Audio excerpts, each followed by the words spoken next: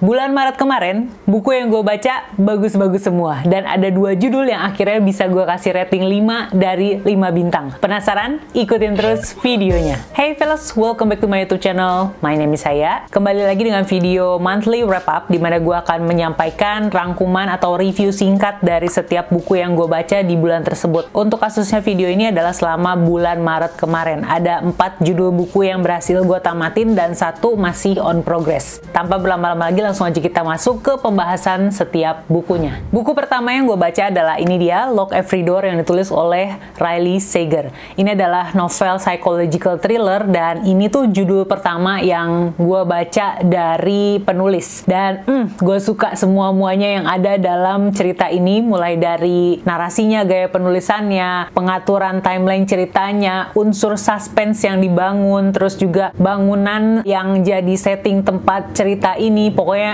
gue suka semua-muanya. Untuk review detail dan lengkap itu udah pernah gue bikinin videonya, kalian bisa cek di sini atau lewat link yang ada di kolom deskripsi bawah. Yang pasti ini adalah salah satu judul yang gue kasih rating 5 dari 5 bintang di bulan Maret ini. Buku kedua yang gue baca adalah ini dia, The Arson Project, yang ditulis oleh Akai Gita. Ini adalah buku yang kita baca barengan sepanjang bulan Maret kemarin. Gue pilih judul ini karena dia menang di Scarlet Pen Awards 2022 di kategori romance noir. Novelnya sendiri sebenarnya ditujukan untuk yang adult alias remaja dan ada sedikit sentuhan romance di dalamnya. Sesuai dengan judulnya Arson, yang artinya itu adalah pembakaran. Di dalam sini ada melibatkan proyek pembakaran sebuah gedung teater yang dilakukan oleh tokoh utamanya. Kenapa dia membakar gedung tersebut? Apa motifnya? Itu yang akan kita temukan dalam cerita ini. Untuk kategori novel yang ditujukan buat remaja, menurut gua cerita ini tuh mengangkat banyak sekali isu sosial yang dimasukin sama penulisnya, mulai dari pola pengasuhan anak, pelecehan seksual, ambisi, pencarian jati diri, dan tentu saja rasa suka alias naksir ke temen sepermainan. Semua tokohnya di sini tuh mengundang simpati menurut gua, dan kayaknya hampir semuanya tuh ada di area abu-abu, nggak baik banget tapi juga nggak jahat banget gitu, realistis lah. Meskipun sebenarnya alurnya tuh agak sedikit lambat ya, baru panas menurut gue di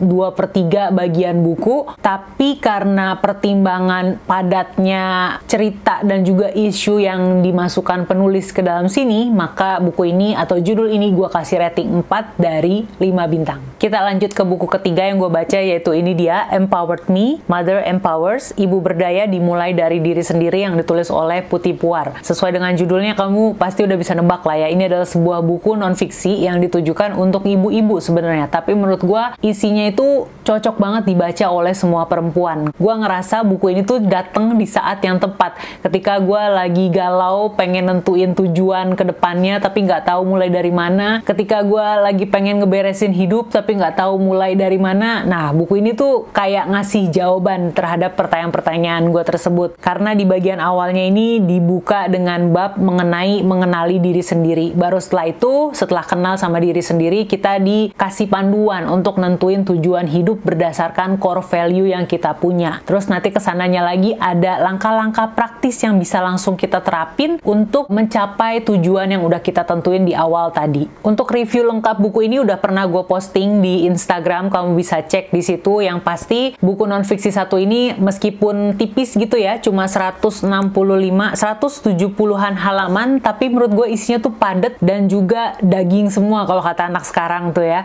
dan berisikan tips-tips praktikal yang bisa langsung kita kerjakan. Karenanya untuk judul yang satu ini gue mau kasih rating 4,5 dari 5 bintang.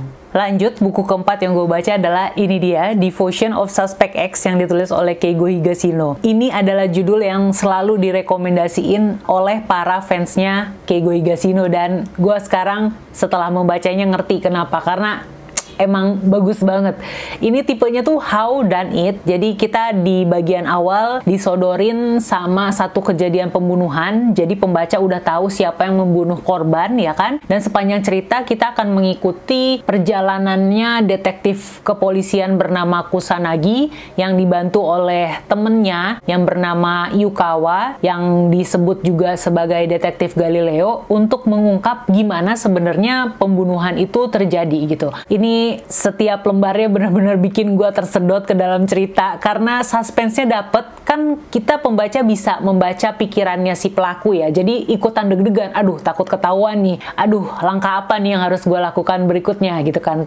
Tapi di sisi lain kita juga ngikutin jalannya penyelidikan yang dilakukan oleh kepolisian, dan itu tuh nggak kalah serunya. Hal lain yang gue suka dari judul ini adalah karena dialognya tuh banyak gitu, porsinya mungkin bisa dibilang seimbang sama narasinya, yang membuat gue pribadi ngerasa kayak ada di dalam ruangan yang sama gitu kan, bersama para tokohnya dan ikutan mendiskusikan kasus yang sedang terjadi gitu. Terus juga di sini porsinya Manabu Yukawa alias si detektif Galileo itu lebih banyak dibanding di Salvation of a Saint, buku yang ini. Jadi gue merasa lebih bisa melihat kepribadiannya Yukawa dalam cerita ini yang gue bisa bilang cukup berkarismatik gitu. Dan plot twistnya, oh wow, gue nggak nyangka. Gue ngerasa ikutan ditipu kayak pihak kepolisian gitu, dan oh ternyata duduk perkaranya sebenarnya seperti itu gitu. Dan endingnya juga kalau kata-kata orang kan bikin pengen lempar buku karena emang iya gitu, kayak oh my god segala sesuatu yang dilakukan selama ini ternyata berakhir seperti itu. Makanya untuk judul yang satu ini,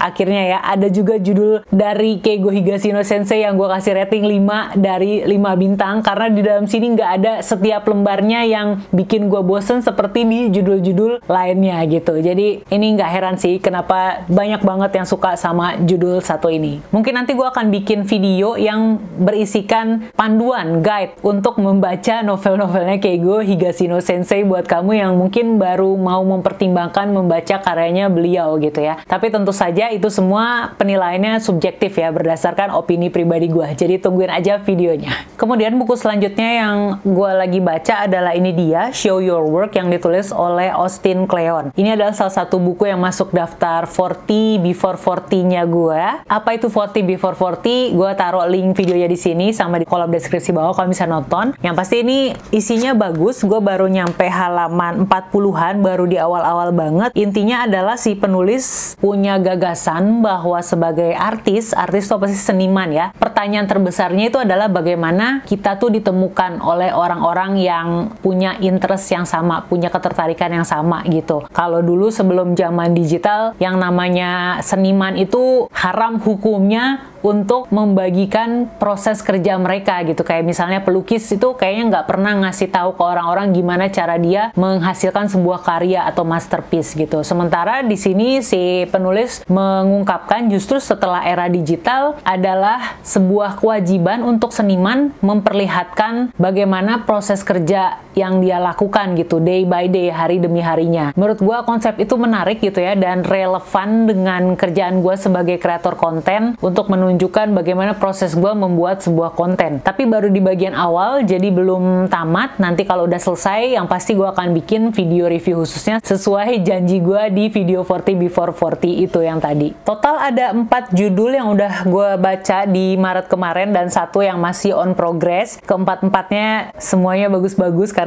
ratingnya di atas 4 semua. Gimana dengan kamu? Ada judul buku apa yang menarik yang dibaca di bulan Maret kemarin? Ada yang dikasih rating 5 dari 5 bintang nggak? Bisa share di kolom komen di bawah ya. Sementara untuk rangkuman bacaan bulan-bulan sebelumnya, kamu bisa nonton di video yang ini dan juga video yang ini. Jangan lupa like dulu video ini kalau kamu suka, subscribe juga ke channel ini, dan kita ketemu di video yang ini dan yang ini. See ya!